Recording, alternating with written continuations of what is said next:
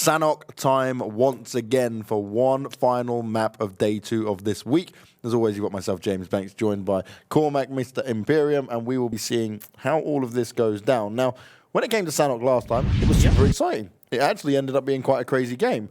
But Tempest, they were on their back-to-back wins. Now, Tempest, they haven't slowed things down. They still walked away with a 3rd place and 6 kills in the previous game we just had. But they will certainly be looking for a win because, remember, they were in such a great position in that Miramar game. And another team I want to look out for is Jokers. They're in 3rd overall. We didn't see the placements points overall, but it is Airstation, Mike, Northern Lights, and Jokers in 3rd place. And in Sanhok in particular, they scored quite a good few points over the games we've had. So Tempest, Jokers, Team Moops are all kind of very high up on grabbing a hold of what Sanhok is and what you need to do to get those kills and get those points. And that is what it's all about. Now, this plane is very fair. Most teams will get to exactly where they want. Tempest again looking to go for Kampong. We saw them choose that last time. And yeah, there was exactly this split. So they got exactly what they wanted. No tag team getting the same style as well. Unique already there. Airstation might going to be very close to Jokers. Now, that's 2 teams that have looked good throughout all of today. Right near each other. Yep. Do they go for a little battle or do they just separately take the bridges they want? It will all depend on where this circle ends up going in just a few seconds. But are we going to get a fair one or is it going to be a rough ride for a lot of these teams? You'll be finding out now. Oh, okay. Okay. This is very similar to what we had before. A little bit similar. It's also quite normal. I know Sanhok is a small map anyway, so generally the Phase 1 circle occupies a lot of all, both the mainland and the North and South Island, but it's predominantly the mainland in this game. And we saw ELGIGANTEN go for a bit of a 2-2 split. Well, actually 2-1-1, really. Where the 2 members are on the kind of north side of that South Island occupy, it's a really good location to land on. The reason why is because it gives you easy access to both the north small island and the mainland to get into wherever the circle is. So I really like what ELGIGANTEN have done with that landing. Well, let's see if they can make it work out and be in their favor this time around. So we're watching a brute force who at times have shown us the ability to kill and look solid, but they've not come up so far in the last couple of days with the great amount of wins, kills, and stuff like that coming into play. Well, it's funny because as it started today, they were one of the teams with kind of the biggest difference between placement points and kill points. They had 24 placement points, but they had a massive 80 kill points, and that's one of the highest. So we know they can take people down, but they hadn't really matched it with those results. They haven't got a chicken dinner yet. So they just need to put it together and make it count. It's all about finding this balance, right? Because Airstation Mike, the consistency of being in top 5, but also getting the kills alongside it. That's like your dream middle ground, right? Okay, we didn't get the win. We got a good amount of kills. I will just sit there. And you can still, like we were saying, you don't have to get chicken dinners to actually be the number 1 team. It's not required.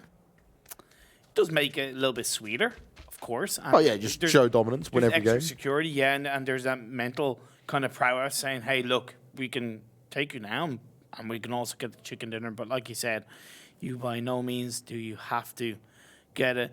What I am generally not a fan of with Sanhok is teams going for, give or take, going for kind of split dropping.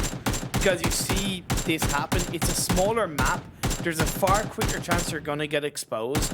And we see it time and time again in Sanhok. I find it's much safer to land as a 4-man team and then rotate, get that loot together. You find yourself in a much safer position in the later circles. Nicely done by KnorkiS there. Spots out Blast on and will put him down straight away. He's also got Metabay close by, which means even if there are more 4 Kings players near, they should be able to deal with it. But that's going to give him the early kills. And we were praising Elgig early on just a few minutes ago. Marcelek, he's actually gone down to Zolters and instantly dead as well. He's surrounded by the huge potential team. And I think this is now where we're going to actually see teams be able to push in a little bit later than what they wanted to. Because, look, for example, huge potential. They know there's no other team that dropped behind them, which means they can just run forward confidently in this, clearing up anyone else that's left in their way. And even when you look at the centre of the circle, you have Northern Lights, Brute Force, and Istanbul Wildcats holding compounds very close to each other. Look at this. He's like, hi, I see you. You know what's actually really important for Double is outside of not taking the shots and just getting that vision, he will have seen that it's only level 1 helmet. And that's really not a good thing in these games where you can get third-partied. You really need that kind of level 2 helmet just to provide the extra bit of protection. And this is it, right? You said about it, the trigger discipline he had there. He didn't take the shot. Because if you whiff that shot, you give away your position. He knows that the shot he's going to take is going to be a sure thing shot. Or maybe as a team, this is something they could do. I'm not saying they necessarily will, but they might slowly walk up on that building, throw a couple of grenades in, and someone else comes through the other side. Boom, boom, bang. Quite literally. Bada bing, bada boom. The realest team in the room could be the likes of Team MOOPHEUS. They've looked... Shame Team MOOPHEUS didn't have like boom in there, because it would have rhymed perfectly with the boom at the end, but he's just one man. That was going so well. Sorry, man. I'm not a poet. Clearly. Wow, you just had to twist that knife in, didn't you? But now Jazza looking for jokers. Hugstar got run over! Hugstar came out to save the day thinking he could play it smart. Instead, he gets completely rolled on and instantly goes down. This is not what they would have wanted. And the rest of Airstation, Mike, are going to try and pick up the pieces. We spoke about this at the very beginning when they dropped. We said how close they were. Maybe they'll just opt to rotate down. But Jokers, they rotated so late that they couldn't actually take this western bridge, so they had to go for the one that's up at the northeast. And that's the way they went across. But now they're going to go down. Jokers out in 16th place, and Airstation, Mike, they're the ones to get the job done, only losing Hugstar in the process. Feels bad for Jokers, but you know... Like, I'm not going to take anything away from them. They've had a great day. 3 games out of 4 going very strongly in their favor. That's nothing to sniff at. We saw from Red Foxes in day 1. We're seeing it from Jokers here. Of course, those lack of points in that 16th position in this game could cause a chain reaction when we get down to the last day. Because even when you look over in Group A, one thing I was meant to mention earlier, Kitana, they were in 4th place at the start of the last week.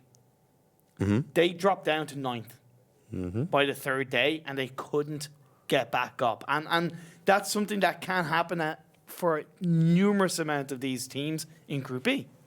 There were moments during the end of the last phase that me and Toby were literally trying to do quick math, and he's a lot smarter than I am at maths, and we still couldn't get the job done. To the point where it was 1 point between whether they would have qualified or not. It could have come down to that 1 kill, which is why, from a game like PUBG, you cannot ever not be feeling your A game. And everyone has bad days, and it's so hard to say. But it's just one of those games that's very unforgiving. And what's also unforgiving is Northern Lights. They have seen the members of MOOPHEUS, and they are now putting the hurt onto them. We said that there was a massive advantage for the MOOPHEUS here, but instead, Northern Lights are turning this around. 2 players knocked down. Hawkeye, he's going to struggle to escape, and he will be finished off. But it's not actually him that gets it eliminated. Okay, bro, loses out to Resent there, which does actually tell him that PG-18 are close by, so information is vital now. Even though the point hasn't gone in their favor, that information can lead to more kills for Northern Lights because they're not going to expose themselves now. They're going to say, okay, we need to stay in this compound and let PG-18 come to us and expose themselves.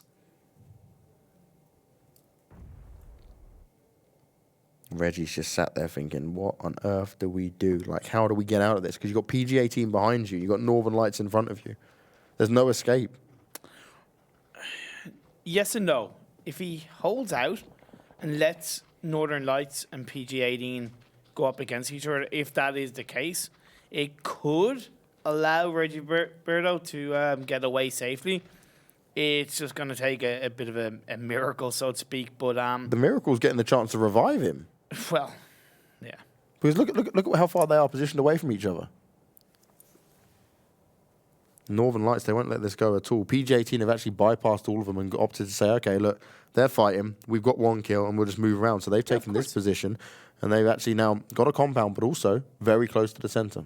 It is. And it's also at a bit of a crossroad, so to speak, in that roadway. So it gives a lot of entrance. And that's Team MOOPHEUS eliminated in 15th place. It was MJ-Esports that came in, got the kill point, and then finished off by Northern Lights.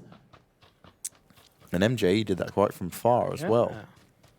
On top of the hill, looking down. Again, that will give information to Northern Lights. So they'll go, okay, PG-18 are on the north side, MJ-Esports are on the south side.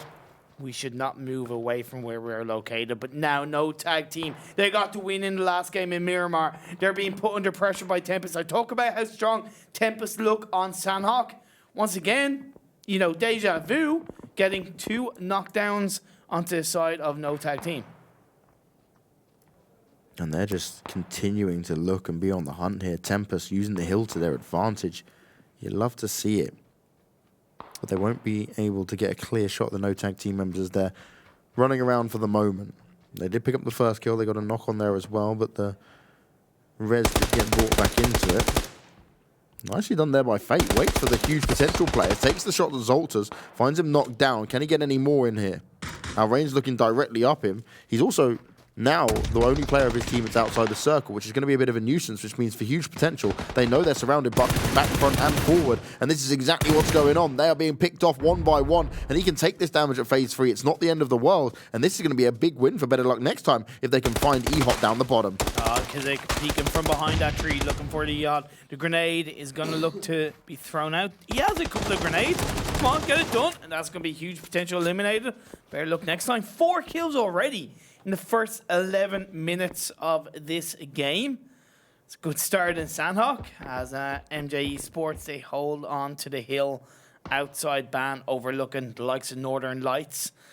Tempest even. 4 Kings all in their direction. And then behind them, you have BetterLuckNxTime and ELGIGANTEN. Some people would say you'd run for the hills, but they just want to hold on to them. Time and time again, using that high ground advantage to take down the teams in their way. I just love the way that BetterLuckNxTime played that. Having Fate in the back, even though the circle was coming in, he knew, okay, phase 2, phase 3, I can take it. And they're still doing more damage here as MOORPHEUS goes down. BetterLuckNxTime, what can they get done? Now, we're still in phase 3. Fate should be able to pop that off, no problem.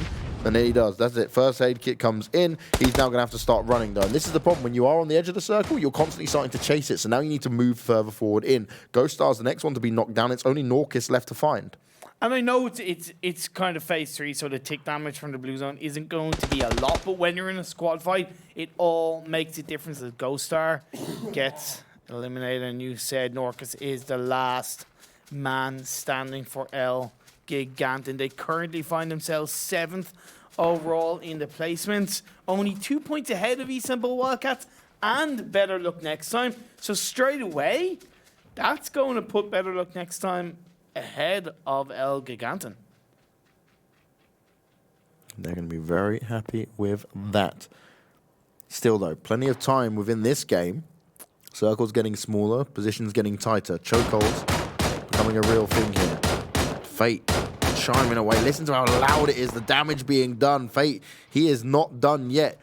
He sees the potential. I'm not talking about the huge potential team. It's the potential in himself to get more kills on the board and put the hurt back onto him. But Stratos, he says, anything you can do, I can do better. And that's exactly what he does. The headshot onto Kissick. And now he's going to look for the finish off. But Fate, can he turn this around? Can he provide the cover fire? Can he help his teammate out? Because he's the one on the hill. Kissick, find some cover. Hide behind that rock. Do not allow this to happen. And it comes in. But it's Artix to deal the damage. He saves his teammate from going down and puts the hurt back onto MJE. Tunnel vision from Stratos and even the whole of MJ-Esports. If you're going to allow one of your players to be out in the open like that, you better be sure that you're holding cover, that you're holding fire. And we've seen Juno be knocked down, Mini get knocked down. This is all of a sudden going against MJ-Esports on the edge of the circle.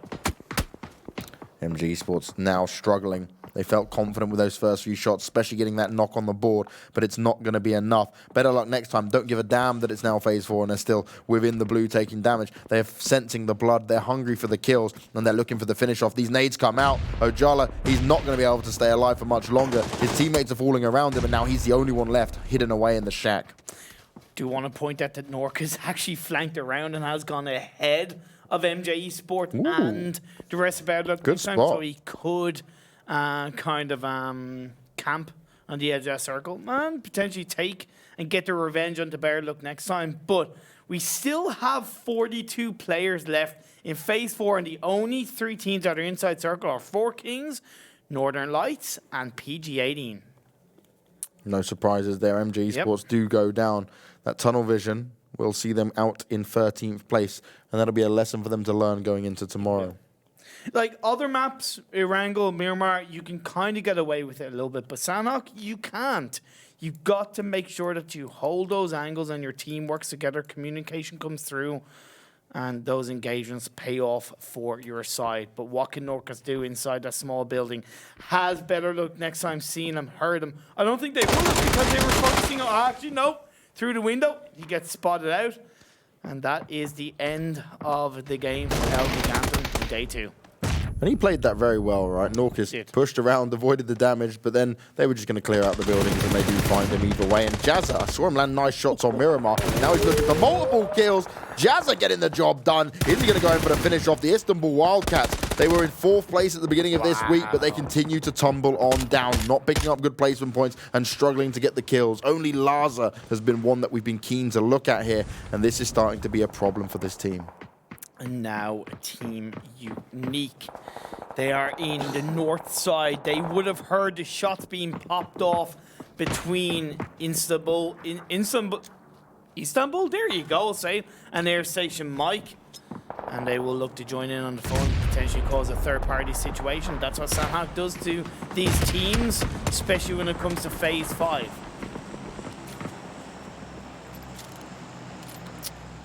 You see free up from Red Foxes go down in the play zone. No tag team, give it, gets a kill. That puts Red Foxes down to just 2 players, because free up, he's not going to be revived up. Metabay, it's actually just going to be Metabay, sorry, on his own. Look at the north. Brute Force have 4 players in a line waiting for everyone to come through the circle. They're now still in the circle, and both Unique and Airstation Mike are going to come through. But this could be too much for them to handle. PG-18 are coming up on the left-hand side to try and help them out, potentially. Obviously not going to help Brute Force out, but they're looking to pick up any of these teams still working their way and potentially low on health. But more kills coming the way of Tempest, and it's BetterLuckNxTime who are eating the and paying the price for it as the Wildcats finally do go down. Laza taken out by Brute Force. Tempest, I don't know what they're doing in Sanhok. I don't know how they've studied this map, but they are dominating it. They might find themselves in a position to get a chicken dinner. The circle went against them. They're on the southeast side, overlooking Ban. But they do get those kills onto BetterLuckNxTime. Oh, D's. Oh, D's. That's the way you get it done. And he's going to go in for a second. Des out as well. And D's from PG-18 walks away with 2 kills and eliminates Team Unique. Man, PG-18, they were low down in the standings. They're still 13th, but ever closer to the top 8. As, yep, Red Foxes get eliminated. Give it getting that final blow. But Give it is the last one standing for No Tag Team. And considering how much pressure No Tag Team found themselves under at the start of this game, for Give it to be the last one standing and to put his team up into the top 8, place some points, and to get those kill points, it's a very good job for them. Airstation Mike, fake goes down. ToWzEra's pushing forward, but that was brilliant. Give it turns around just in the nick of time. Airstation Mike out in 7th, still made it towards their top 8 though, which is again impressive from these guys. But they won't be going any further now. Wow. That's what can happen. As Tempest, they moved into the circle, occupying Ban. You have Northern Lights down to south of them. So the issue for that Tempest is that they're low ground, and Northern Lights have that kind of high ground that's just overlooking them. It depends on how this circle shifts. If it shifts down south, it could actually go, oh no, it shifts up north. But it's not quite in the way that is actually putting a lot of risk on the Tempest, because they can actually flank around up the north and potentially kind of go where Give it is, or even push in against 4 Kings. The problem here, though, is Tempers are going to be the teams that's least focused on by the other teams. Northern Lights, they're the high ones to be looking at, because they've got PG-18 looking down at MBF as well. So they're in a rough spot for now. Tempers only have to deal with 4 Kings, who are sat in the only compound within the current circle. Now, Northern Lights still have a full squad up. You have PG-18 have a full squad up, and Brute Force have a full squad up. Well, Northern Lights no longer with a full squad. PGA team And what I love about this, they've been on this western side of the circle, and they've been marching up north, down south, up north, down south. And they're just taking the fight to anyone that they can find. They're not staying static because they don't have compounds to hide within. So they know, let's get active, let's get these kills, and use whatever cover we can find to get the job done. But they'd be moving as a team, right? They haven't been moving in a kind of one-man army situation. Yeah, of course. I know Deez is being the forward player, but they've been moving very coherently together with support from the likes of Recurrent, Wanderer, and of course, Nemrith. Well, they're hoping that if they can get these at least additional few kills in and they potentially take the win, then they're going to be able to rack up the rest of these kills to actually have a good one, because they've got 4 for the moment. But they're definitely on the lookout even, for more and more. You want to be in double-digit points for any of these games outside of getting a chicken dinner. So you get 5 placement points, you get 5 kills, you get 10 kills, you get 0 placement points. However and whatever it takes to get those double digits, because the top 8, you're looking at an average of at least 6 points per game to get into the top 8.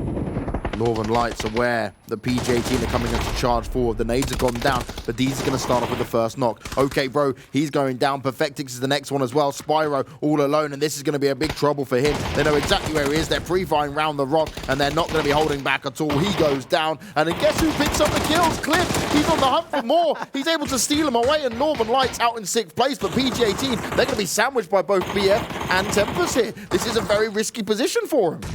Oh, PG80 are not going to be happy about that. They're going to be on the lookout for revenge, and they do find it for now. However, Hawk from Brute Force, they are also moving their way down south. So you have Tempest, you have PG80, and you have Brute Force very close to each other. And that is going to be Wander and Die taking it. Brute Force are looking to take charge right now. They've pushed up, they've done the damage, but they're not done yet. Hawk's got to be careful. He finds himself going down, but McCann instantly on the refrag. And this is how you've got to trade it out effectively. He goes in for the kill. The damage has been done, but this is huge for Tempest because they're not engaged in this, and this means that the teams that had 4 alive have lost players across the board. This can work out for him, but Wookie, no, he goes down to the zone, and that's not what Tempest wanted. Hjort is too far away, and Hjort is also down. Tempest out in 5th place. Oh my God, but they did what they could. They just couldn't handle what the likes of Brute Force were dealing onto them. Recurrent is still up for PG18. You also have Given from No Tag Team. He made his way up from the east to the north. He's on his own. You also have Higgy and GRISHKAPOWER. One of the remaining 3 players of 4 Kings was taken out by one of Tempest. So that's leaving them. And all the while, Brute Force still a full squad. And Brute Force have done so well here to keep 4 alive. They've taken control of the circle. They occupy at least 40% of the circle here in comparison to the other players, which is just 4 players in total, having the other 60%. And they're not even on the same teams. But because it's 4v2v1v1, I know it's Sanhok, and you know, the 4-man squad is going to make a difference. If they don't have the awareness, if they are tunnel visioned, they could potentially be caught out. Let's see what happens as Givit is just proning down. The snakes are now going to be showing up. This is where it's going to count. Snake and peek at the right time. You can get the kill. The only way Brute Force lose this is if all of the solos get him at the same time. Yeah, exactly. AmerouuS is waiting, hoping to spot him out. Higgy goes down though, so this isn't going to work out. No tag team out in 4th place. They're going to be eliminated next. Now we got 2 players left of 4 Kings and 1 on PG18. AmerouuS, well aware of where some of the shots have just come in for him. Frequent is able to do some additional damage, but the rest of the Brute Force boys jump on top of him. GRISHKAPOWER goes down, 4 Kings are out of it, and there we go. Brute Force, large and in charge, giving it all they've got to get a win and 9 kills alongside him. Good result from Brute Force, but we can't take away from what PG18 did in that game. No. Lots of kills. Lots of engagements. They dealt with the likes of Tempest effectively. They dealt with the likes of Brute Force as well as they could. And to be honest, to get the amount of points that they did, considering where they're overall in the leaderboard, that could make a huge difference at the end of the day. And that's off the back of a 2nd place on the previous game with 5 kills. So all things considered, it's not a bad day in the office for PGA team when they needed games like that. Then you also had... like 4 Kings finished 3rd in the placements, but with only 1 kill, you gotta say they kind of just... They were just there, Just there, just they were survive. just there. And look, that's not really a bad thing. And all the points will count.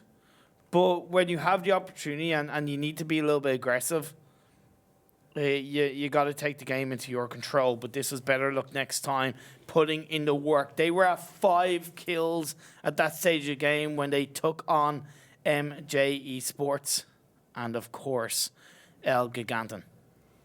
And they were looking really good throughout that game. It's just the way it went down at the end didn't work out for them with how many teams are starting to swarm. And as we say all the time, there's a time that's always right in when you choose to engage. And sometimes you just end up being engaged too early on. Like they've been fighting their whole way through, so then you end up on less meds. Your armor could have been knocked down, you know. Exactly. All these little things that play a part in it, and that's where it becomes a real nuisance for you. Now, Airstation Mike Jazza, he dealt with this very well. But overall for them, they've had an amazing day. A 7th on this game just gone, a 5th on the game before, a 5th on the game after that as well, and a 5th as well. So their worst placement was 7 today.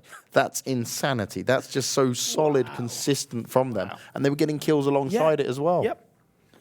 Istanbul Wildcats, you also did mention that they're a team that they've slipped down in the standings. It's reminded me of last phase. I'm really scared for them. Because they won the opening or maybe one of the opening day games of phase 2.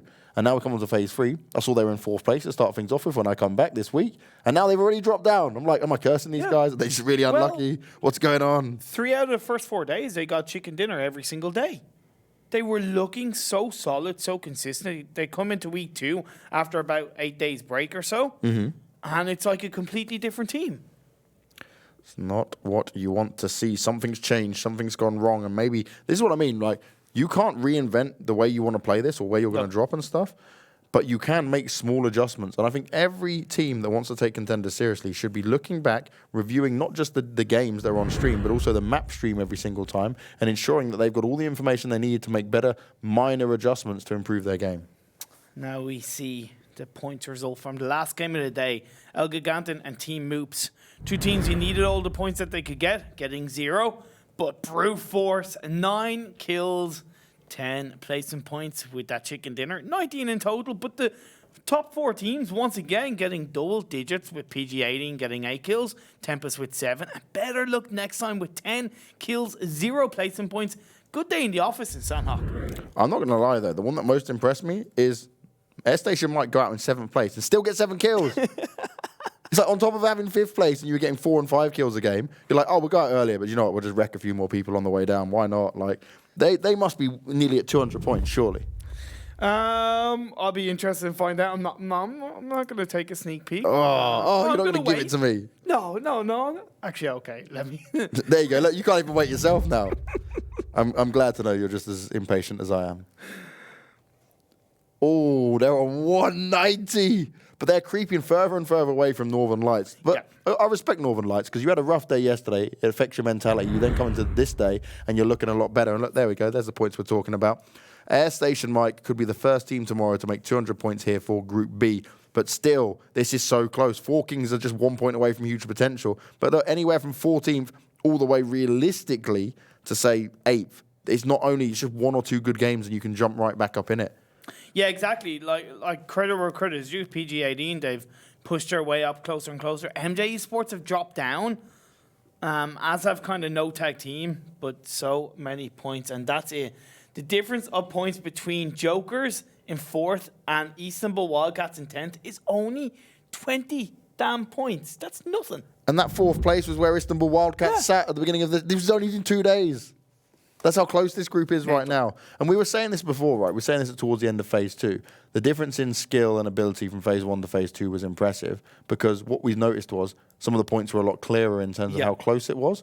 But this time around, we're looking to see the same again. So these teams are grinding. They're taking it seriously. They're getting the job done. And there's your winners for today, ladies and gentlemen. And these are the next 4 games coming up tomorrow. As always, we start at 7 p.m., 1900 CEST. And we have 4 matches of PUBG Europe Contenders action to come your way. Remember, PUBG Europe Contenders is the way that leads you to PUBG Europe League. And that's the big league where the best teams within our region battle it out and go head-to-head. And that's where all these teams want to be. And you never know, right? You guys might be playing in a team right now. You might want to go through PUBG Open. You might want to say, I want to get into Contenders as well. And you'll have both me and Cormac commentating you the whole way through. Well, BetterLuckNxTime was one of those open teams.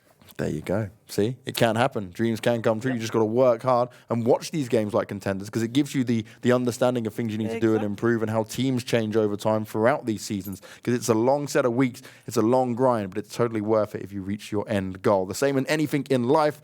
So me and Cormac are done for the day, guys. Thank you so much for joining us. As always, I hope you have a wonderful rest of your evening, whatever you may be doing. And make sure you join us back tomorrow at 7 p.m. CST.